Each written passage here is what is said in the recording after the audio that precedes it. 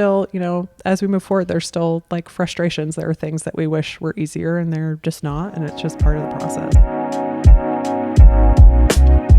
Welcome back to the Cypress Room, where we dive deep on influencing with integrity. This is a podcast for creators, and I'm Christina Mascari. And I'm Meggie Honeycutt. And we're in a different area today. We are. We're in a different, and it's really cozy, and I kind of like it. I really like it. So we might just dub this room the Cypress Room now, even though it's not green. We've got all this beautiful natural light. We didn't have to set up lights. It is very comfortable too. This has happened because our softbox light that I've had for 4 years blew up the other day. And I texted Meggie and I'm like, our softbox light blew up. And so that room we film in is really dark. We have to light it up a lot.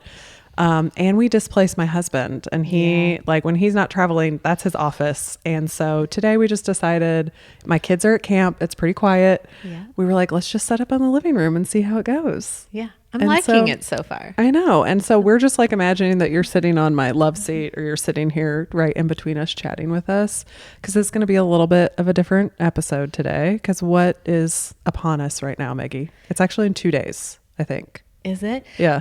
In 2 days, it'll be 1 year since we released our first podcast. Yeah. It's kind of hard to believe. It's wild. So we didn't want to let the birthday go by without mentioning it and without talking about it, because we've been putting out podcasts for a whole year.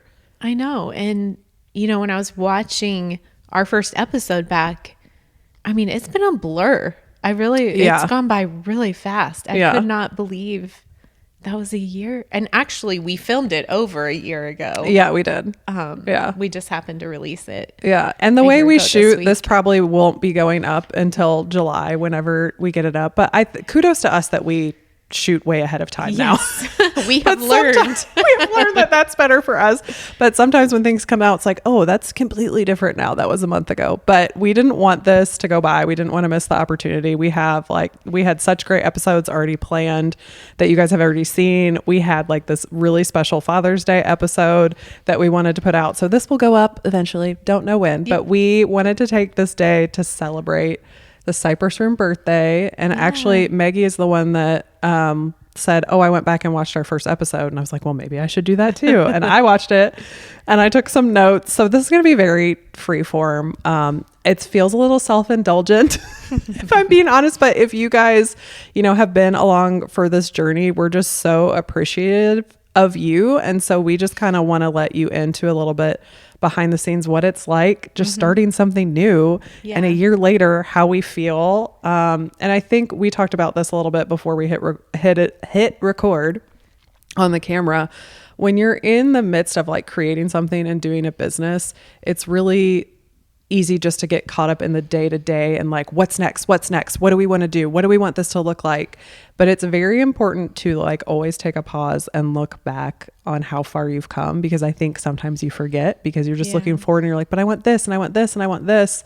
But we have to look at what we've accomplished in the past year. And so we want to encourage you, if you're a new business owner, to like take these times and do these moments and kind of look back as well to see how far you've come. Yeah. And I have to say too, when I looked back, I was honestly impressed with our first episode. Oh, well, great. I did not actually cringe a ton.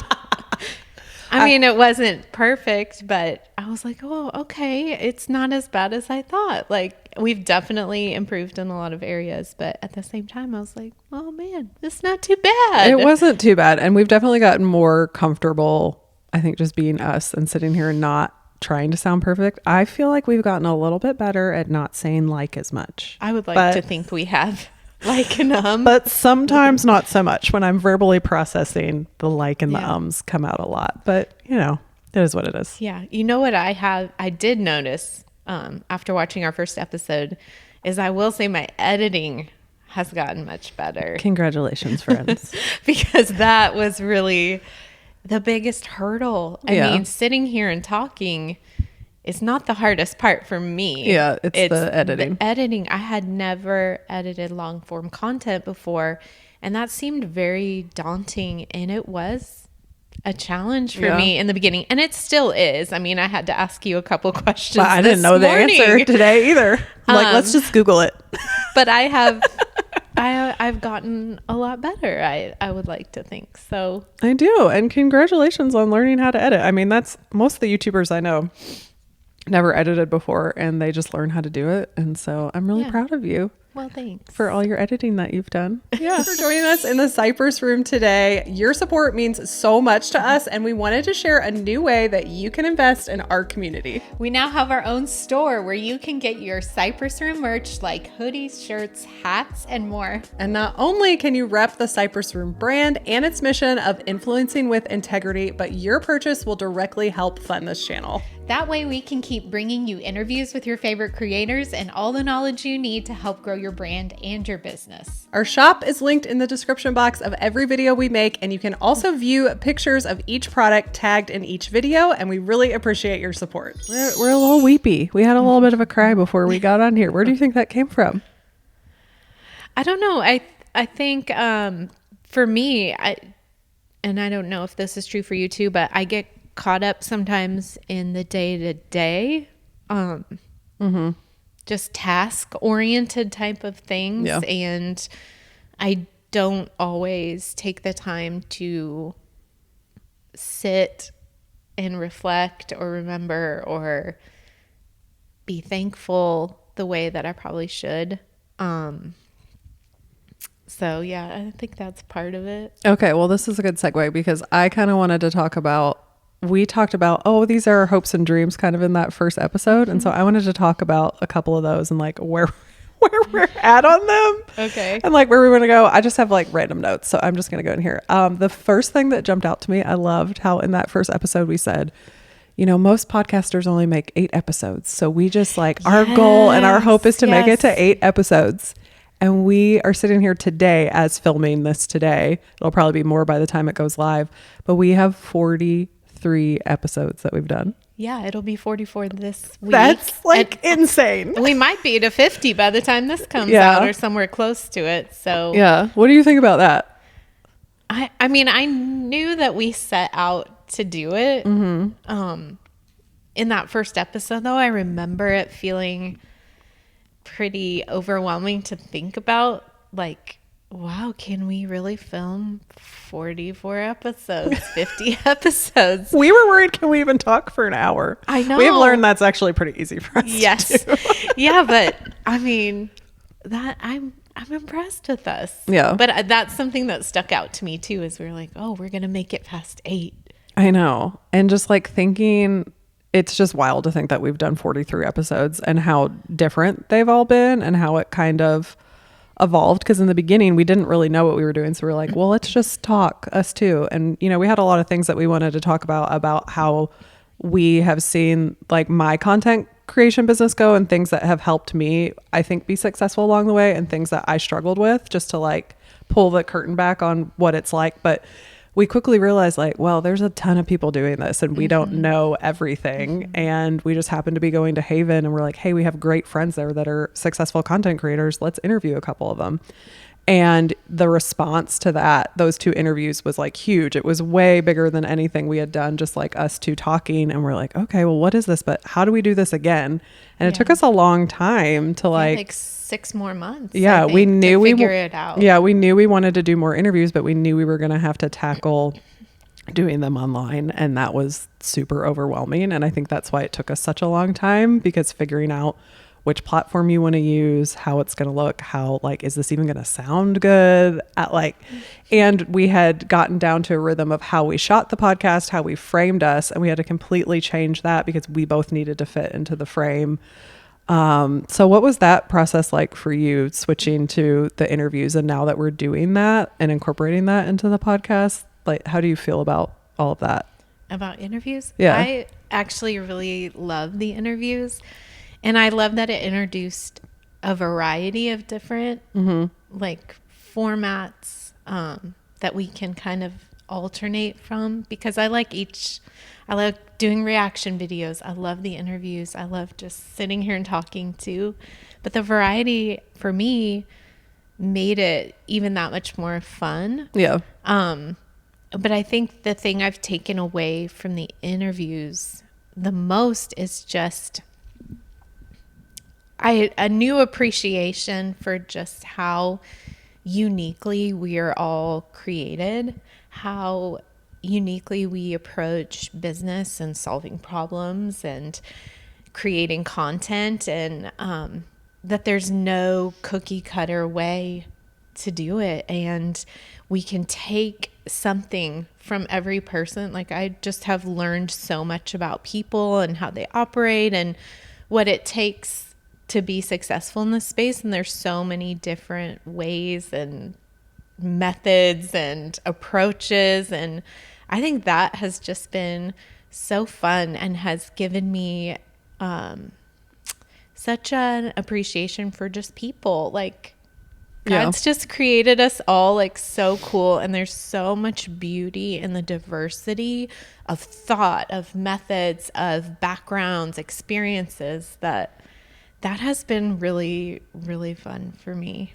Yeah. So. And it's like always one of my favorite parts, and the reason like that I talk about going to conferences and going to events. Like, I've gone to 2 YouTube events in the past couple of months, and I have paid my way to go to those events because I just want to meet other creators, and I want to hear their stories, and I want to hear how they're doing things, not just to like benefit me, but because I enjoy it. It brings me joy to hear about how people are running their content creation and what they're passionate about. And there are just so many different ways. I mean, even at this YouTube event, there was a streamer there, and all they do is stream. And that's how they make their income. It's so different from what I do. There's people that are only short form content creators on YouTube. And so I got to talk to them about that. There was this guy that does, he does documentaries, but it's all animation based. So he doesn't interview people or whatever. He just talks about a situation and does, animation to it. I'm like, what? Wow. This is just, there's so many different ways. There's so many different people, like you said. And I love just hearing about their experiences and where they come from. And the more you can get yourself out of your comfort zone and out of your echo chamber and thinking like it's only this one way, I think it just enriches your life. And as a content creator, it definitely enriches the content that you create. So I love that this podcast, and I don't think we necessarily started off, but it's kind of morphed into this, is that people that don't have, the resources, or maybe aren't big enough yet where they feel comfortable going to one of these places and meeting people in person, we get to bring the person to them. So at the comfort of their own home, and they can hear all this great insight and get all this stuff without having to, fly to Atlanta or fly to Texas or fly to LA. And we just can help them be a little bit more accessible and attainable for them, just like right where they're at. And I don't think that's something we necessarily started off thinking like this is what this is going to be. So I love how that's just kind of evolved naturally out of things that we like to do, and we're bringing it to other people. So that's been something cool to see and unexpected for me. Yeah. And it's really kind of a behind the scenes look too, which is something I really love. I love the like how it's made podcast and just knowing what went in to the finished product that you see on social media. And that's been really, I don't know, that's fun for me to hear how people work and operate their business and do family life and find balance. And I don't know, that has just, it's been really fun. And it's also been really stretching for us because, she said we tried the figuring out part before we got started on interviews took a while. And now we're still figuring things out. We just decided to do it. And every time we're still figuring out. And sometimes we get the footage back from the platform we used to do them. And sometimes it's great. And sometimes it's like, oh my gosh, like the audio is terrible on here. Like we've had issues with drifting, and we just kind of have to figure it out. And the support on that has been really great. I've chatted with them a couple times and be like, why? Because we were getting echo in our headphones forever. Well, there was actually a period too where we had to put one of our headphones off of our ear because we couldn't hear us through the Zoom. And it was such an easy fix. And I don't know when we actually figured it out, but it was probably after our 3rd or 4th interview. So like every interview we're figuring something out, but sometimes it's still like, this sounds like trash. What are we going to do? And we just have to figure it out. We have to run it through a filter or cut a part out that didn't work that we really liked. So which is like one of my notes that I have on here that I wanted to talk about, because yes, it's important to look back, but it's funny. One of the first things that I said that I really wanted was like a producer and a multi-camera podcast, and we don't have that. And my number one frustration, which I think Meggie knows in this podcast, is setting up the equipment and it not looking the way that I want it to look. And if I'm being completely honest with you guys, it does not look like the way I pictured in my head of us being like, we're going to have a podcast. It doesn't look like that yet, but I have to be okay with that. We don't have the money to hire somebody. We both are not. We're doing the best that we can. We're only proficient enough in this stuff. But looking back, we did get a camera that will run for a whole hour. We have these filters and stuff. We've figured things out along the way, but does this podcast look the way that I want it to look? No. And does it stress me out that I have to set up the camera and we can only do like a static shot and thinking forward to Haven, and we're going to have 3 people. And I'm like, how are we going to do this? We need multi-camera. We need a producer. Like, I just want to be able to sit down and talk to these people. But the reality is that we're just not there yet. And I love that it, I thought, oh, that's going to happen soon, but I'm just having to sit in the reality of like, that's probably not happening anytime soon. I can still keep believing for it and praying for it. But there are still, as we move forward, there's still like frustrations. There are things that we wish were easier and they're just not. And it's just part of the process. Yeah. But I think that's for you, that's the dichotomy of going between on your other business. Yeah. Where you've gone through those years where, you finally have it to where you really like your editing style and your camera and your shots.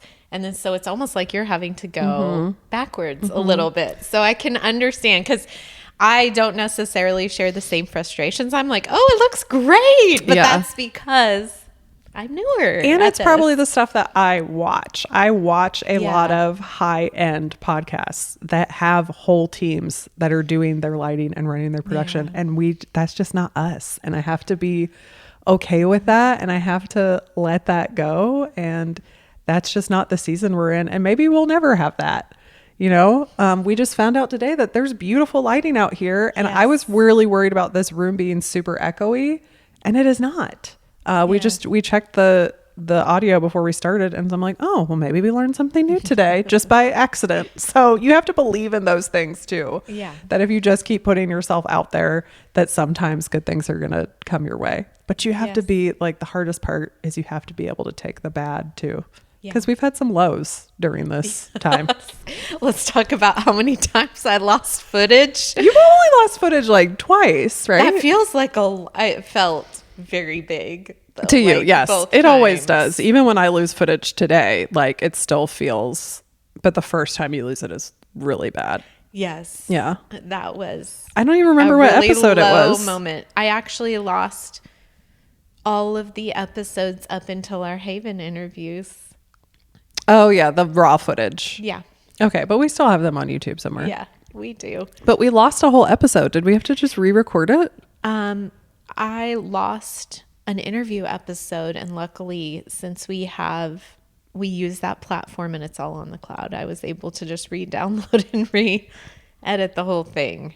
Okay, but we also lost like an episode on an SD card. Oh, yes, we did. Was that our interviews? Interview recap. Our yes, interview recap. Right. Because we did it so long ago. And this was another thing that we learned, because this is so stupid now that I say it out loud. But because I got a new camera and we had to get an SD card that works for that camera, because all the SD cards that I have didn't work for that one, because this camera was 4K and my old camera was not.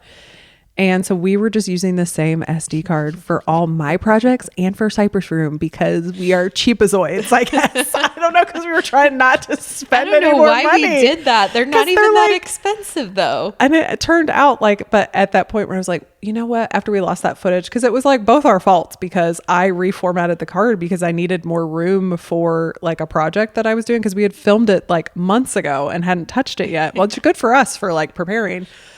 And before I formatted the SD card, I should have double checked to make sure that all that footage was somewhere in Dropbox. And I think I just assumed, Meggie has it. Save it properly. I was like in a hurry. Yeah. Yeah. And so it just was gone. And we were like, oh, and we tried to recover it and all the things, but it just didn't work.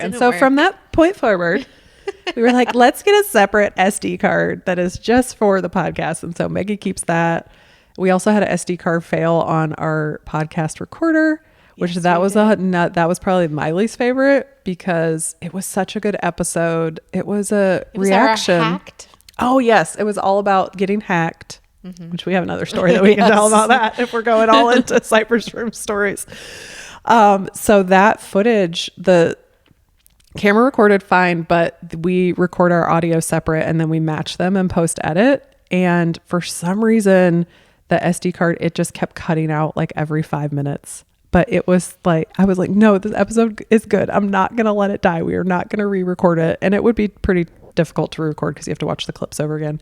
And I felt like there were like some really good nuggets in there. I'm like, no, I'm going to save this episode. It took me, I feel like, a month It did take to get through and edit it. it. It was and I had to intense. cut out like parts that we lost the audio on. But it all worked out in the end. And Good. what's really cool about that too is one of the people we talked about was Modern Millie. Yes. And if you guys don't follow her, she is a huge person who educates on content creation.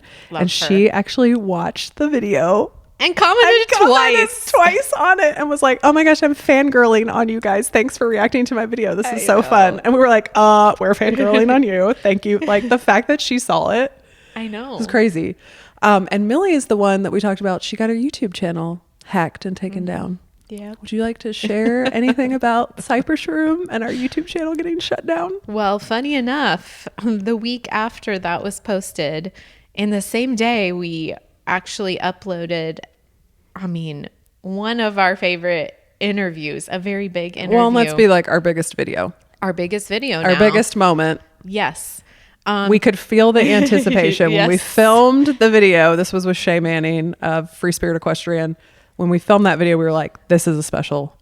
First of all, that she said yes to us. We were like, this is crazy. Why did she say Yeah. yes to us? Because she has a really successful channel. The interview was amazing. We were so amped for it to come Yeah. out. She was so gracious in how she was willing to promote us. And she Yes. put a teaser at the end of her video that she put out the day that it came out. And within an hour, Of it being posted. we had like 1,000 views. We're like, oh my gosh, this is awesome. And then we go back. My husband actually was traveling for work and went to go watch it and texts me and says, your YouTube channel isn't there. And our YouTube channel had gotten taken down. And this Yeah. was also like 3 hours before you were leaving on a flight. it wasn't even 3 hours. I think it was an hour. Yeah. Like I mean, was literally supposed to be walking. I mean, maybe I was pulling stuff out of the dryer and just finishing up our bags, but me and my daughter were about to go out of town for her last dance competition. And we realized like the channel is attached. We must have formed it under my name because so it would be attached to Pretty Distressed. We're like, well, maybe that'll help us out if anything happens. We have learned that is not true. So like I was the one that got an email, but I wasn't even checking my email because I was like, the video is up. Like I am out. I am out of office. I'm about to get on a plane. And so I get this email saying you have severely violated our community guidelines and your channel has been permanently removed. And we are like, what is going on? And I'm like literally the only person that can do anything because I'm the only person who has this email and I'm about to get on a plane. So I think we sat there, we FaceTimed, we prayed before we Yes, did we anything. did. I was like, let's be calm. You know what? This happened to Millie. This happened to Modern Makeovers. We've seen this happen to people. We're like, we know, let's not panic. There are ways to get our channel back.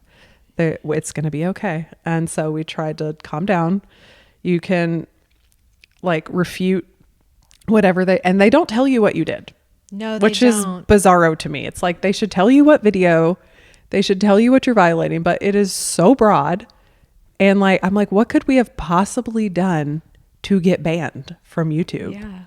Like we don't talk about controversial things. know. It was so wild. It was wild. But I'm so thankful we did that hacked video the week before because we already had the link from Millie to Yes. appeal the Yeah. I mean, what do you call it? Well, I guess their decision. Appeal and their so it was the decision. same. And like the email that she got was very similar to what we got. Yeah. So we're like, okay, we just need to fill out this form. But it's only like, it was only 500 characters or something like that. And so we're like panicking and I'm thinking, oh, I have to get on a plane, and we are trying to craft this email. And it's like, you only get to send one. You don't get a second chance if you like misspell something. You're like, oh, I should have said this. Oh my gosh. It was really stressful. So we sent that off. And then I went to the airport, and I was like on a plane. And and we just kept praying. And we went like, I was going to crazy places about, well, we put this hacked thing up, so they're targeting us and all this stuff. I mean, here, we'll just jump to the end of the story. We did get our channel reinstated. Obviously it got reinstated, I think the following morning. They said like we reviewed this morning or something. Yeah, we reviewed this, and you're not in violation, and your channel's been reinstated. And that video still did really well. I mean, it's crazy to think of maybe how much further it would have gone if it wouldn't have been cut off in like for 12 hours or something like that. In the grand scheme of things, the channel was only down. It wasn't even down for 12 hours, was it? Maybe a little bit over 12 hours, 16. Something like that. So we got it back the next day. But I was really grateful that we did that hacked episode, because I think I would have been major panic mode. Yeah. But when I finally listened to the episode the next day, I think the reason, I still don't know, but my consensus, because I thought that was like conspiracy theory, like, oh, they came after us because we were trying to take down hackers. Shay talked about her favorite thing being a specific podcast and used the word unalive somebody. And I think that's what flagged it, because she said it, that type of mystery. Yes, podcast. You know what I'm talking about. I'm not even going to say the word, because we ain't going down that road again. And she said it several times. So that's my only thing that I can think of. And it's AI. Yes, it's AI. It's not real people. So it's just flagging. It's just flagging when it hears certain things. Yeah. So crazy. Which is very crazy. But I will say, I'm very proud of us for how we handled it. I don't think we panicked. I mean, maybe a little bit. I was just really sad. I was more sad about the episode like being delayed, because we were so excited for it, and it felt like such a big like moment for us. Like if I was going to look over our past year and pick like some pivotal moments that stood out, I would say that would be in my top 3, because just to give you guys some background, like Shay from Free Spirit Equestrian, if you didn't watch the episode, my daughter and I have been fans of her channel for a long time. And fangirls. We love her. We love her content. And so my daughter was like, well, why don't you just have her on the podcast? And I thought, well, why not just send her an email? And so I did. And I was shocked when she said yes. And she was excited about it. And she was so excited. We had the best time talking to her. She's so fun. I've never, and obviously my content creation career is much more limited, but I haven't ever met somebody like her who really just wants to lift others up, promote others, use her platform to help other people grow.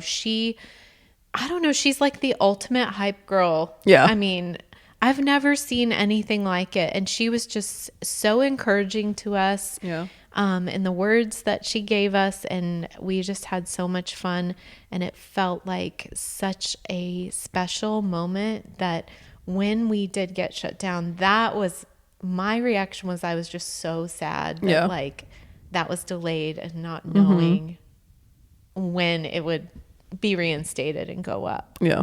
Because they say that first 24 hours of a video is so crucial.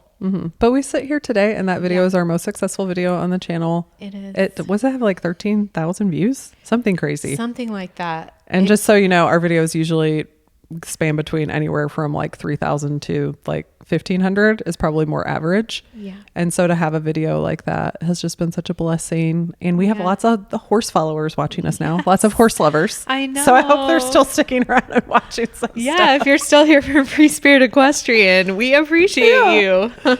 So that was crazy. Yeah, we've never told that story. So I wanted to do a little aside and tell that story. It was wild. So it was wild. Yeah. And also eye-opening too. It is eye-opening. I think I was really worried too that somehow it would affect like your Pretty Distressed channel I was too, like because super they worried were about that. linked. And I had a video somehow. at that point that was going insane. Like, and it's almost hit 1 million views. And I thought those days of the videos on my channel were like that. So it just felt like an attack. I don't know. It just felt like an attack, and really just did a heart check and a gut check of like, well, how much of your worth is actually attached to this? And like, if it goes away, are you going to be okay? And knowing like there's really nothing I can do to control it. So I don't like that it happened, but I did learn a lot in that process, of that I'm not owed anything. And really, like, my hope can't be in my YouTube channel. It can't be in my views. My hope is in Jesus. Yeah. And he's faithful and he never leaves me. And that's kind of what I learned through that whole process. Yeah. And I was very grateful that we went through it together, because like our husbands were very supportive, but they didn't understand what was going on. And we had worked, we just worked a long time, and we thought that our channel was gone and that we weren't going to be able to get it back. Yeah. So that was crazy. Yeah, it was crazy. Time. See, we've been through so much, Meggie. We've been through so much. Oh, I have some other notes here. What do I want to talk about? And we kind of already touched on this, so I won't keep on it too long. But in that very first thing, we said, oh, we would love to podcast at Haven. I hope we do that. And so we did that. We did 3 on-site interviews. Yeah. And we've done all these interviews since then. And the full circle moment is that Haven reached out to us and wanted to team up with us. And so they actually are partnering with us and bringing us to the Haven the Haven conference. We did that on our own accord last year, and we asked for permission from them, and they said fine. But this year they're bringing us in, they're putting a space aside for us. They helped us get interviews with people that are speaking, with one of the keynote speakers, that actually has like a HGTV She's connection. On the Magnolia Network. Oh, she's on the Magnolia Network. So, that's pretty cool. It and is. You're getting, this is your first time attending Haven, as a speaker, as you're doing a, expert desk. That's a pretty full circle moment. Don't you feel like? I think so. I don't think it has fully sunk in yet. Probably when we actually get there, and I'm not just more behind the scenes person. Yeah, you're a content creator now. I know. Wow, that's wild. Yeah, But that was so very cool to me, because in the very first episode we said something about that, and here we are a year later, and we're actually been invited by that conference to come and podcast there. I mean, that's pretty cool. Yes, and it's our first partnership. Yeah. Paid partnership, right? That's so cool. And for me, looking forward, I'm hoping it's the first of many brand partnerships for our podcast. We're working on it. I did shoot my shot on that the other day. We had a sponsor drop into my Pretty Distressed account, and I said, well, this doesn't make sense for my channel right now, but I actually have this podcast and it makes perfect sense for this. This is a more targeted audience for you. Here's my spiel. Yeah. And they were like, well, this still seems like it's in the beginning stages. I'm like, yes, it is. They're like, why don't we follow back up with you in Q4? So it wasn't a yes, but it wasn't a no. Yeah. And it was encouraging. And I sent this to Meggie. I'm like, look, someone said we'll follow up with you in Q4. Yeah. So little baby steps.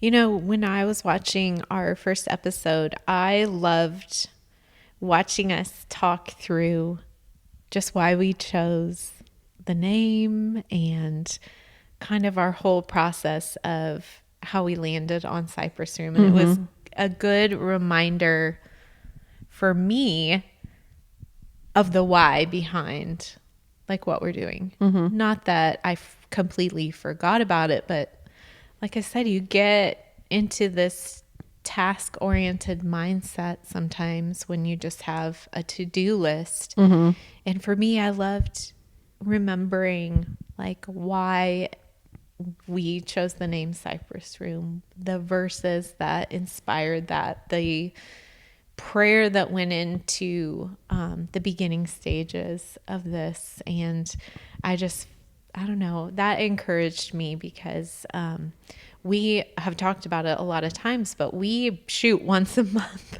So we have all this time in between. And every day that we record, it's like, oh my gosh, this is so fun. We love it. But before we press record, it's not like that. It's like, are you okay? Yeah. Are you okay? Are we going to do this? What are we going to talk about? Are we going to be okay? So yeah, I just really liked thinking about, you know, evergreen and creating stuff that's going to last, and the pressing and the crushing, which I feel like this past year, there was some of that pressing and crushing, and God bringing something new out of that, you know. So I thought that was cool. Yeah. And I think when we started out, I mean, it was specific, but it was also broad. I don't think we really knew what we were going to talk about. And I don't think we ever really set out to be speaking to creators or maybe future creators. And it really has become that. And I'm like, God, that just seems like too small. It seems too small of an audience, but I don't know. I feel like that's where we keep going. And I think it's important.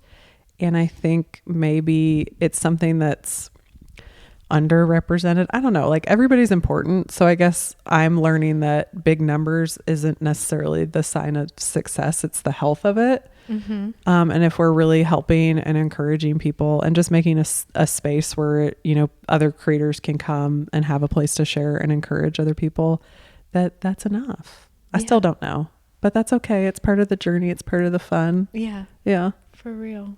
Yeah. Yeah. I think, I don't know. It's kind of shaping and molding and like happening at the more that we just keep creating the content, but that's part of it, right? Like we talked about I can't even remember what episode. I think it was with Delancey, how experience is going to be our best teacher. Yeah. Oh my gosh. Because yes. And I have that in one of my notes because I was like, oh, this is so funny. Like I actually wrote down, I think the quote that you said, like you said, you have to be willing to put in the time. And I put like a laughing emoji, and they're like, just the slow and the gradual increase. Like, okay, Meggie is like speaking to us a year later. I know. I was preaching to myself when I was watching it back. Like, and I'm like, funny how it's like been a year and how long I've been creating content, and I still think it's going to like happen in an instant, or, I mean, but in the day, like you said, in the tasks, in the day to day, when we spend all this time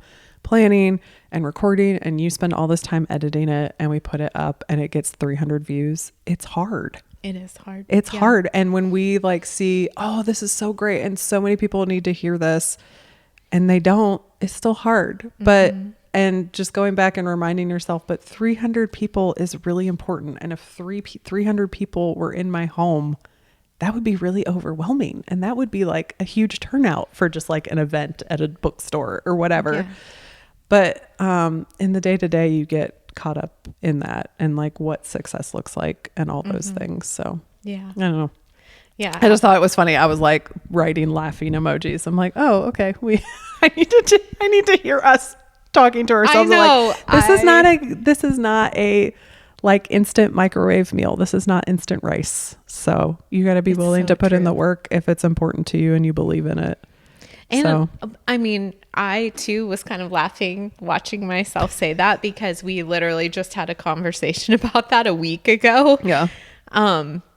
So I needed to be reminded too that it is worth it, and no act of obedience ever is without power. And I think, we will see the other side of the obedience, and maybe it won't look like we thought that it originally would, but it was. And we don't have to be Oprah. No. I don't know why when we start anything, a healthy sense of competition and success, I think is good, or otherwise you wouldn't move forward. But the thing I think that I've learned this most in this year is that you can't make things an idol. You just really can't, because they're always going to let you down. And I can't put my faith and hope in a project working out or something being successful or money or views or like accolades. It's just because at the end of the day, it's going to let you down. So it's interesting having like a mindset and having a business, and not necessarily like the bottom line being your level of success. It's like, well, where do I draw it from? So I'm still learning and growing in that. Yeah. So I would love to know what the hardest part of the year was for you. It would, like, with Cypress Room or in general? No, with Cypress Room. What is one of the challenges, the ways that you felt like you were stretched? I mean, it's definitely a stretch of my time, because if I put time over into my other brand, I'm most likely going to make money on it because of where it's at and where I've grown it to. Like, if I'm putting an effort or I'm making a video, I know I'm going to get some type of monetary return from it. So carving out the time for this there's a lot of hard parts. Has been probably the hardest part. The second hardest part is like imposter syndrome. Like, what do I have to say? What do I have to share? Why is anybody going to want to come on our podcast and share their information? Like, that imposter syndrome has been very hard to overcome in this process as well. And I think the third, see, there's so many hard things, Maggie. This is why it's hard for me. And the third hardest thing, I think, is not being able to help you more as you figure out how to edit and figuring out how to put content. Like, I would love to have more of a hand in that, but I know that I can't. And so knowing that that could probably propel us further or faster or help you out more, and knowing that I don't have the capacity for that and having to release it and not be in charge is very hard for me. That's funny that you say that. Why? Not being in charge. Yes, it's hard for me. Okay. Because it's just hard. It's just, that's the way that I've always been wired, is like, well, I have to take the lead. I have to wear this load. But it's like, no, you don't. Yeah. Yeah. So, in Canto, the strong sister, where they're like, oh, she can wear it. She can bear it. Like, I relate to her so much. And so I'm trying to realize that I don't have to wear the weight of everything. I don't have to do it on my own. In fact, like, I can't do it, and it's not up to me. But I guess in those moments of, where I've seen you having to like learn the process of being a content creator, I've just wanted to help you more. But I just know that I don't have the time to do it. I don't know. What do you think about that? No, I understand. Yeah. And I think that's probably been one of my like biggest struggles in the last year, is actually being the content creator instead of the person behind the scenes, because just being the support person, you're like out in front. Yeah. That has been my biggest hurdle this year. And just the mental, I guess it's challenged me mentally, like my mental health more than anything.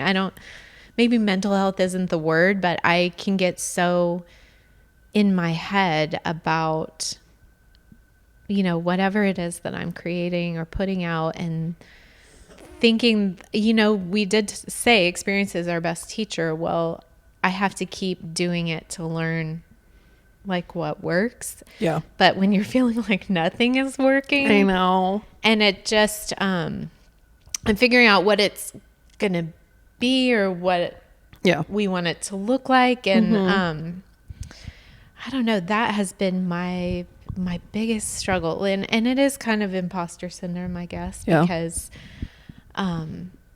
you're just always wondering, like, what am I doing wrong? And it's a whole thing. Like feeling like, do I even have anything to offer? Do I know what I'm talking about? I haven't actually ever done this myself before, just all those, that's conquering the self-doubt, lies from the enemy, like wondering why am I even doing this? All that, the mental stuff has been overcoming the voices, the negative voices, I guess, has been my biggest challenge. That, and like just not being so critical of myself when I watch it back. Yeah. Yeah. So. And that was something, and we've talked about that before. That was something I had to learn because I was like, let's go, Maggie. Let's go. And you were like struggling with all those things that I struggled with, in the beginning of, just being overly critical and like, why would anybody even want to hear me? You were having to work through that load, the mental load it takes to put your face just out on the internet. Yeah. And I was like, let's go. And I was like, oh, okay. We need to slow down. I get it. Like we need to slow down a little bit. Yeah. Well, and even on the flip side, like wanting things to look a certain way, but not knowing how to make them look that way yet. Yeah. Like still the learning curve. I'm still in that. Yeah. For just literally filming and editing and things like that. So, and when I think about it, honestly, at the end of the day, like if we had better lighting and a producer and whatever, would this go out to more people? Probably not. It probably would. I don't know. I don't know how any of this works. I know. See, I thought lo-fi was the way forward this year. It's funny. I kind of want to talk about some things that we were wrong about. Oh, if that's okay. And the one thing that stuck out to me is that, because this is where we were, and it's not that we were wrong, but I just kind of want to encourage anybody listening that this is why you have to keep listening to stuff, because the creator economy changes on a dime. Yeah. And so last year, a year ago, we were like, oh, long-term partnerships, it's the way forward. It's the only way. These one-offs, nope, they're not happening anymore. They're learning. And while part of that I think is true, part of it is not. Yeah. And in just terms of me, I still do have a couple of long-term partnerships, but I had, my biggest long-term partnership ended at the beginning of this year, which I've touched on a couple of times. And it had been a partnership I had had for years. I was very successful. I sold a lot of stuff for them. I put out a lot of great content that performed, and it just was not in their budget anymore to keep me. And it was a very long first half of the year. But here I am sitting in Q2, and in the past week, I have had and I don't think I'm exaggerating, I think I've had 4 inbounds from major brands that I'm currently creating content for. And they are one-offs, and they are huge campaigns that they put a lot of money behind, that they are doing licensing. So they're basically hiring influencers to create commercials for them and then boosting them online. And those things are not dead. And those all happen like through agencies. So these huge brands hire agencies to go cast people, and they have all this money set aside and they put it out. I just had never really been a part of those before. Maybe I've been part of a couple that you've negotiated. But I mean, it was dry. It was dry.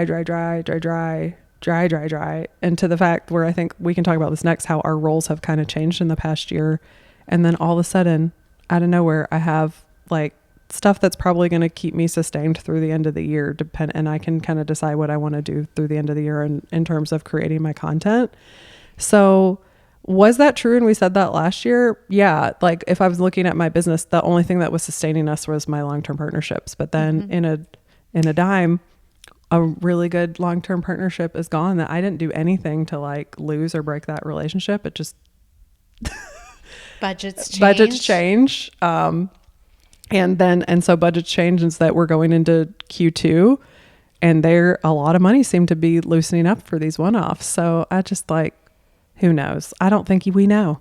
No. So I don't. If there's anything that we've learned in this past year is that we don't know. And this is why you always have to be listening to things. And this is why we encourage you to go to conferences. This is why we encourage you to have community, because what we do changes on a dime. And if you're not rooted in something besides the stability of your business, you're going to be in trouble, because it's wild. It changes all the time. I know. I mean, let's talk about other things that have changed, like in the past year. Amazon commissions, Amazon on the potential with Amazon on-site reviews. They're so much. Yeah. Target came on with their own creator Walmart platform. has their own platform. Walmart came on. Like all this. Yeah, even happened. Lowe's has their own platform now too. And this is all just in the last year. Yeah. So it's wild. Yeah, and I think what I'm learning is that there's so many moving parts. Like at the YouTube event I went to, I got to meet with their social media person who's in charge of social media for a big company, and just like listening to a brand and not actually just trying to pitch myself and be like, hey, la la la la la la. I was like actually listening to what he's looking for, the type of budgets that they have, how they've worked with influencers in the past, and how it hasn't worked, and what they're looking forward to do in the future. And it's like, oh, let's start having more of these conversations so that we understand each other. We understand what you guys need. We understand what's not working for you. We can communicate to you what's not working for us. Let's have conversations with brands that aren't just about like, pick me, choose me, pay me. Like, let's make this work for everybody. So that's been kind of interesting to see. And I don't think social media has the budgets that we think that they have, and understanding that there's still opportunity if you're a commercial type of person. And that's just something that I've learned that I'm kind of good at, is getting a brief from a company, them asking me to basically make a commercial, and then them boosting it. And it doesn't necessarily have to be organic to my audience. They have seen my content. They're like, well, we like the way you put this together and you speak clearly, and so I don't know, like, and that's something that I guess I never thought of myself as before, even though I've done a few of those. They're literally it's like I'm an actor. They hired me for a commercial, which makes sense. I used to do drama and I was in media writing, and I had to write like commercials. I'm like, oh my gosh, I'm using skills from my college education. So it's been like, I don't know if I've learned anything this year. It's just like that you just gotta roll with the punches and be prepared, and take the low times and wait for the high times, and hopefully they'll come back around. Yeah. Yeah. Okay. So I want to know what you think, like I know we talked about our first 6 months, like what we thought were kind of underrated episodes. Yeah. Do you have one for the back half of this year that you think that we've done like since January? Mm-hmm. Like all of the interviews that people haven't watched that only have like 300 views. There's so many good ones. There are so many good ones. I feel probably like the most underrated one that people haven't seen is Vanessa from First Gen House. Yeah. Because like from the outside, somebody would look at her and be like, well, she only has this many followers and da da da. Y'all, she has huge brands showing up in her inbox, and it's very similar to what I'm talking about. Like, it's not that it's super organic to what she's doing. They just like her, and they've seen what she produces. And she has these huge people like she had before, like Google. The White House. Yeah, just dropping in her thing, being like, we want to work with you. And so to me, that's such an encouragement that you don't have to have these huge, gigantic numbers to make a business out of content creation if you really like it. Like that, if you just show up and you're yourself and you use the skills that you have and you keep growing and don't make excuses for why things aren't working. Mm-hmm. So she's an encouragement to me, honestly, for this, because even though we don't have huge numbers, I do believe there's value in it, because if I didn't think there was value in it, we wouldn't still be doing it. Is it cringe to say I think there's value in this? Yes, it's so hard to talk about yourself and give yourself a pat on the back when you feel like you're doing something good. But that one is the most encouragement to me, to see, you know, where this can go and what you can do, and that you don't have to be like this big famous influencer to just have a career and to make a positive change and to be an encouragement to others. So that's probably my number one underrated on the back since January. So. I think so too. That would have been the one that I would have said too. Although I maybe would say our hacked video too, because I love the hacked video. It was just so fun to do and so interesting to like examine 3 different like instances of people getting their accounts taken away. Yes. And different platforms, different people, like, and it just shows you the value that that the world puts on like these different platforms, because they want to hijack it from you because they see value in it. Yeah. And they see, I guess they're seeing creators as a target. So just, you know, just be careful what you're clicking on.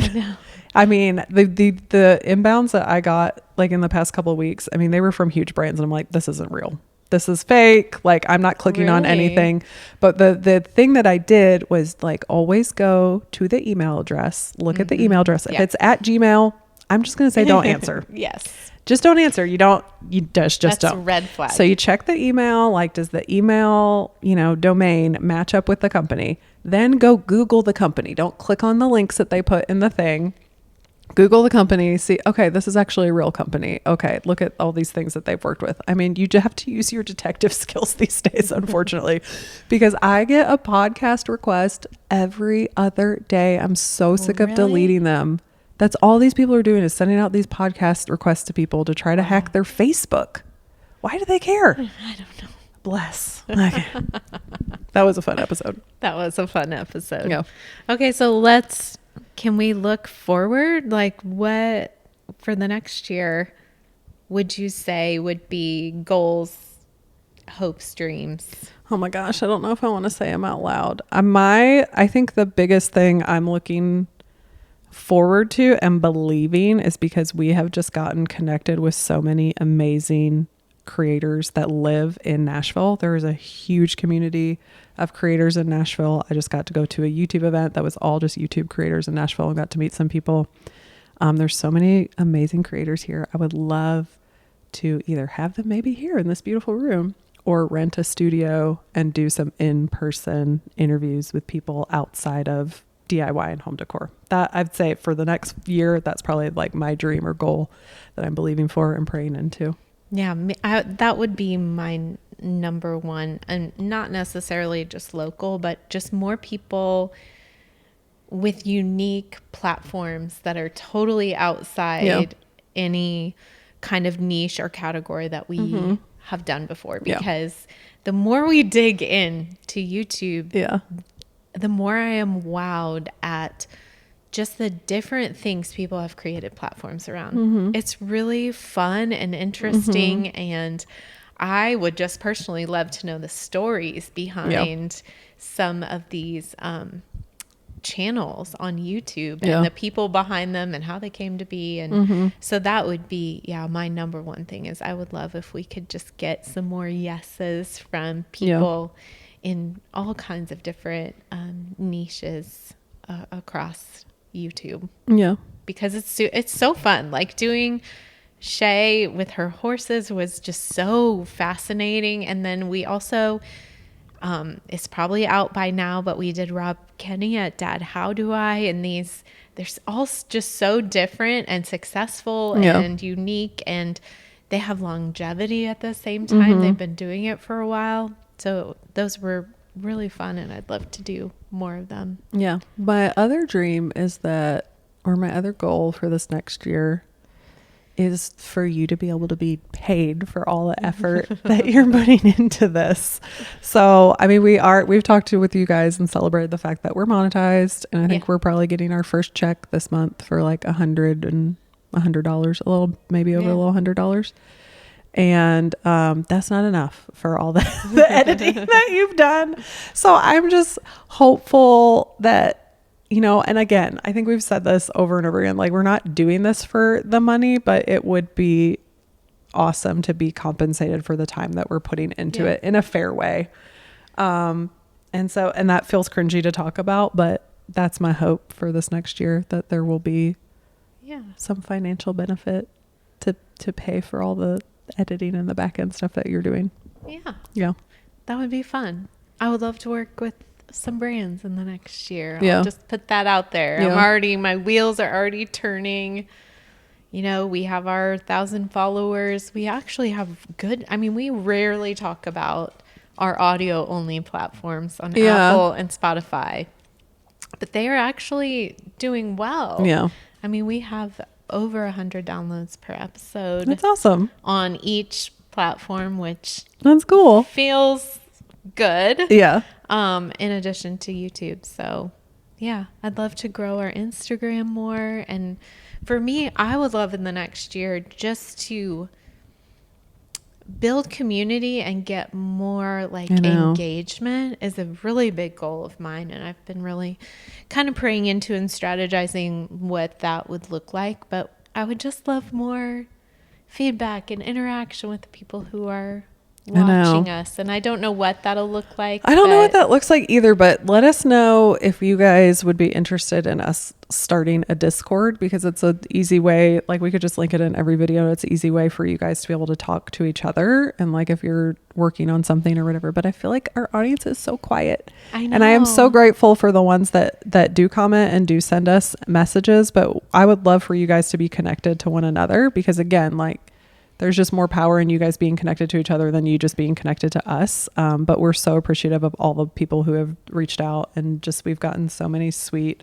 encouraging comments in the times that we need them like the most. So I'm so grateful and thankful to know that you're out there, but it would be awesome to have more community and more like correspondence. So maybe a Discord is the answer to that. I don't know. Would you guys show up for a Discord? Let us know in the comments.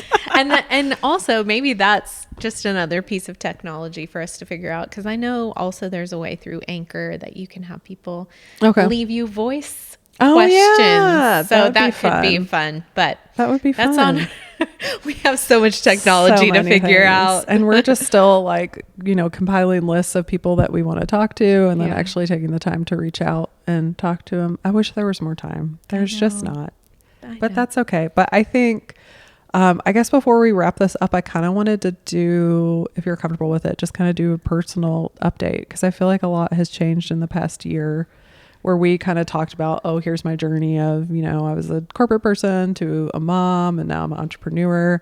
And I feel like your business looks very different now. I know mine looks very different. Yeah. So if we just want to give an update, I guess, on that, and like how this all fits in with that. Well, for me, the biggest thing that I hadn't anticipated in this past year was my kids. I had my oldest daughter moved up to middle school, and my son is still in elementary school. But what that means for me schedule wise is that I have 2 kids with 2 different start times, 2 different release times for school this year, which meant my hours during the day were just more limited. So with that, last year I was still working on Spark Creative and still had, some clients that I was working with. And at the end of 2023, I just felt like I couldn't spend the time anymore, the time that I should, to give them the service that they needed. And so I actually let that side of my business go, which was it was hard. It wasn't bad. It was hard. It was a transition, but it had to happen because I just only had so many hours in the day, and this podcast was taking more than I would have anticipated. And then just because the season of life we're in, kids and sports and extracurriculars, and my husband actually has ended up traveling a lot more than we had originally thought that he would. So he also has a different job than he did a year ago. Oh yeah. He does have a different job. Hello. I forgot that happens in a year. I forgot about that. Yes, he did. He switched jobs in January. Yeah. And he's about to change again coming up in the third quarter. So, that was probably the biggest change. And then also we kind of changed because of the way your business changed at the beginning of this year, losing that long-term partnership and some things shifting around as far as brand partnerships go. We changed how and what I'm doing for your business as well. So I'm not really doing brand partnerships anymore. I'm just kind of doing some blog posting, newsletters, Pinterest, and different things like that, and limiting the hours that I was working on that, which was maybe my saddest thing. I know, but I think we were just so naive going into this, and like how much time it was going to take. And and so I feel like this is our thing now, where we're like connecting and bonding, and if we're talking about this, and we're not talking about Pretty Distressed. But I honestly, like, I know it's sad because it was like different and it was a shift, but like if I'm sitting here talking to you today, I'm like, I like talking about this more. I do, but I miss it too. I miss it too, but like this, this is more meaningful to me because it's ours. Yeah. And like Pretty Distressed was always going to be mine. And and you're too valuable to me to like just see you as a support person. So like it feels more comfortable that this is our baby now, and this is the thing that we want to talk about all the time. And I love that we even have, like, I did coffee with a friend yesterday. I haven't even told you this. And she was like, oh, I want you to interview this person, and I want you to interview this person. And like our friends in our life are like, oh, you guys need to check out this person or watch this video. So it's kind of cool that it's like we have our own baby now. I know. That we get to share. It was hard. It was very hard for sad, both of us. We actually both cried.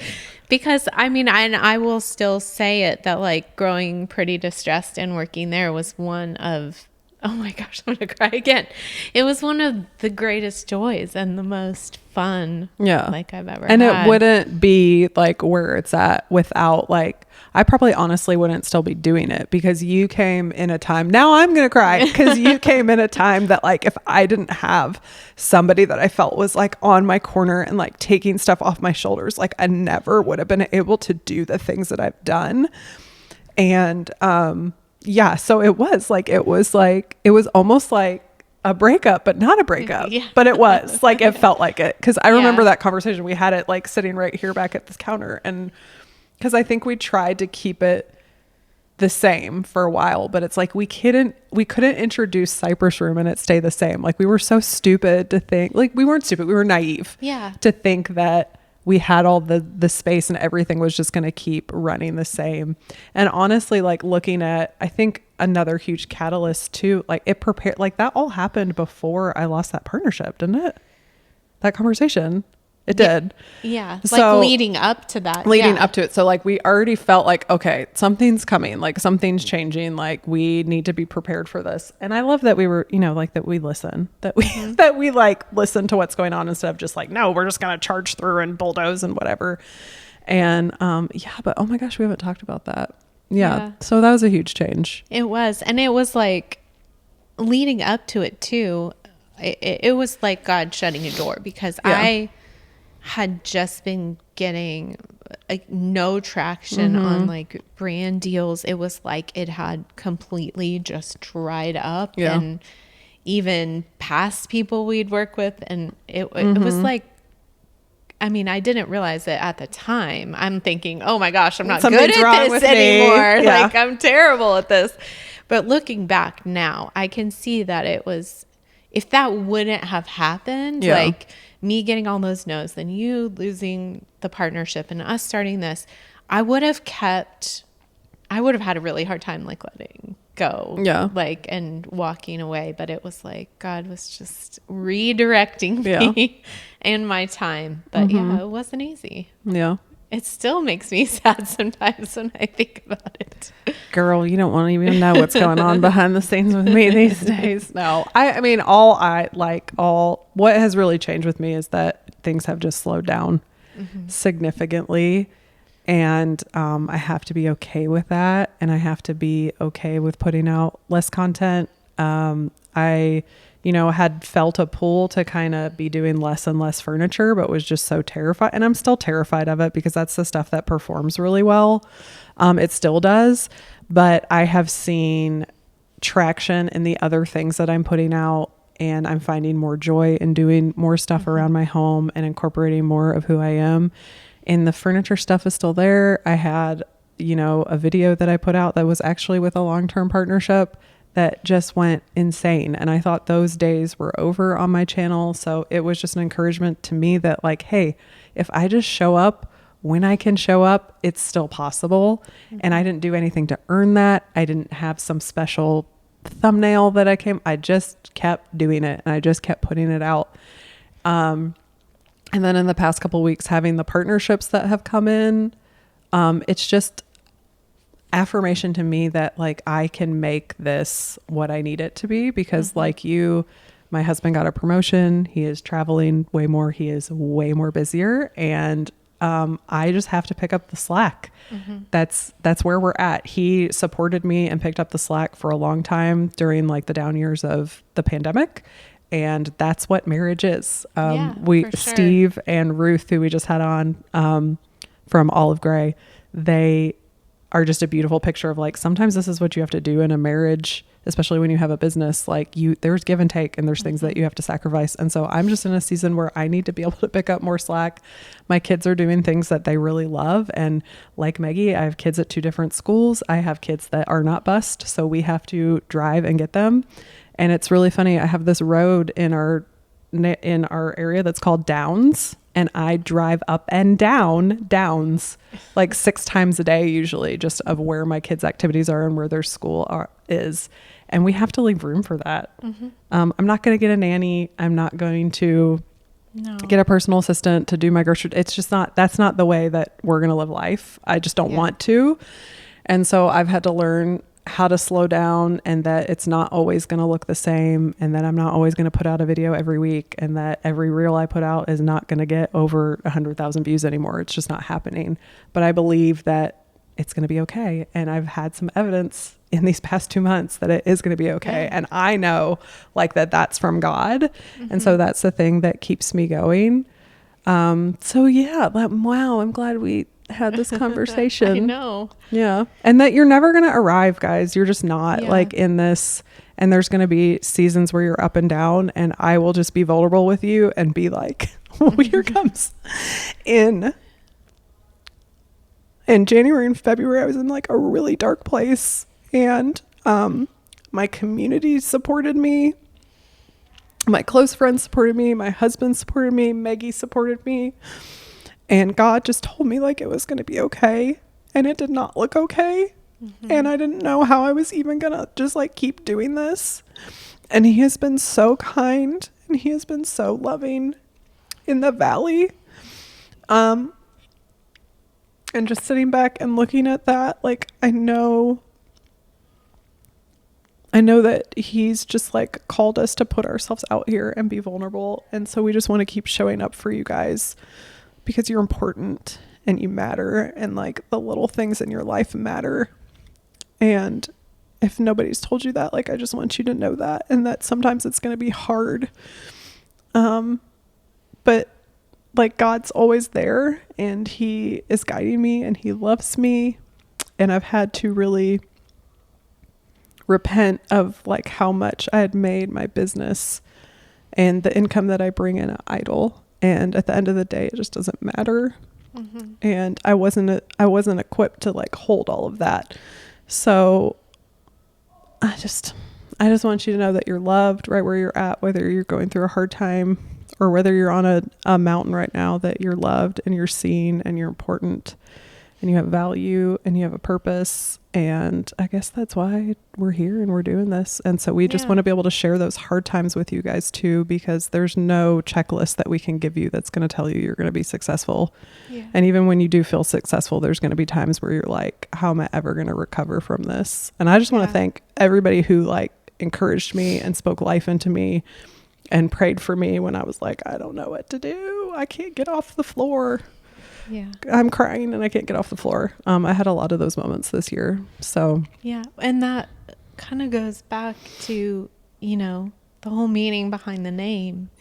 Like you in the past year went through a pressing and a crushing season, but I feel like you're coming out on the other side now, and there's new wine, for lack of a better word, new oil coming out now.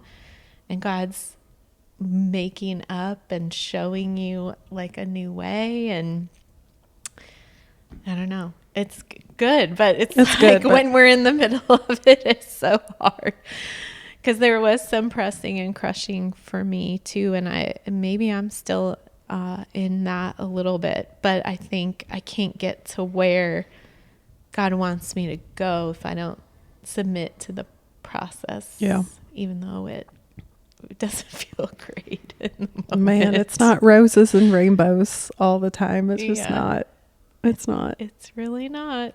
But it's good. It's good. And it is good. It all goes, I mean, this is what it takes for longevity, though, in small business too, is to be able to withstand, again, the evergreen, withstanding the winter seasons, like, and still being able to learn in those seasons, to have that humility to know where your worth is, to, I don't know, just go low when it's hard. And I'm just so I'm so thankful to everyone who is just like, every single person that I've met and that has shared any information with me, because I've used so much of it.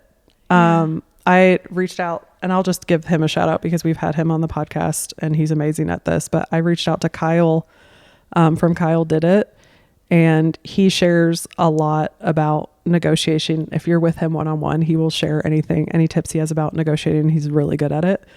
And so in a past couple of negotiations that I've gone into, I was like, I went in and asked for this, and I knew that I could because you've done it before and you shared that with me and you talked about it and encouraged me and empowered me to be like, well, this is what I need. And to be okay. Like, well, if they say no, then okay, then I'll just move on. Instead of being like, am I good enough? Am I good enough? And so I messaged him. I'm like, okay, I need you to know that I use these techniques that you were gracious enough to share with me. And I got this and this, like some of the biggest things that I've ever been able to negotiate on my own. Yeah. So, and he was just like, oh, I'm crying. And he didn't have to do that. Like he doesn't have to share that stuff. And so I am just so grateful and want to continue to make this a space where information is made available and free for people that are trying to build something. Yeah. And just so you know that you're not alone, and like those seasons where it just feels like, oh, it's so much, I can't take it. Like that you have people and you have community. That's like our dream and our hope for this space, is that it feels like community for you and that you can find your community. And I'm just so grateful for all the information that people have come on here and shared for free 99. They have gotten nothing out of it. I know. And I just want more people to be able to see it. So YouTube, will you please show it to more people? I know. And really, like, this past year has taught me that, like, you have to be always learning, like always open to learn, like, and understand that you can learn something from everyone. Yeah. I mean, I will never make the mistake of thinking that I have it all figured out, because if there's anything God has taught me in the last year, is that I definitely don't. And that he puts people in our paths, like, for us to learn from them, from their experiences, from how they've handled things, how they run their businesses. And I think that is what makes life so much richer too, is being able to learn from other people. I know. And be willing to listen to people that don't do what you do and don't look like you do and weren't raised the way that you do. Like, don't ever, just please go into all conversations with just open eyes and an open heart, being like, I can learn something from this person. Yes. And I'm talking about every single person. Yes. We had a little lesson on that this weekend. So I'm preaching to myself right now. I'm like, yes, like, it doesn't matter where somebody comes from or where they look from. Like, we have something to learn. Absolutely. Whether you agree with things that they think or not is all I'm saying. I'm going to leave it there for now. Well, here's to another year. I know. Congrats, friend. We should have some champagne. I know. We should have done a toast. Missed opportunity. Well, are we going to do favorite things, or? No, I feel like I'm too emotional. I will just say, because you have it on, I think one of our favorite things, and still is right now, is our merch. That's another thing that we have stepped out and done. And it's an easy way for you guys to support us. I know a lot of you watch everything and you support us in that way. But if you want Meggie to be able to keep editing, she would really appreciate it if you'd buy a shirt. And we love our shirts and we wear them all the time. I wear mine all the time. And so if you ever want to check out the Cypress Room merch, the proceeds go directly to help fund this channel and help us keep bringing you more podcasts. So, and if it's such a beautiful logo too, it really that is. If you would love to wear it, it's available for you in the bottom of every video description. The products are all tagged down there. So go check that out. It's one of our favorite things that we're wearing all the time. Yes. And please show up in the comments. Don't just be a silent watcher. We want to hear from you. We want to know. Or send us an email. If you don't want to leave a comment, you can send us an email too. Absolutely. cypressroompodcast@gmail.com. Go follow us on Instagram if you haven't already. And we'll see you next time in the Cypress Room.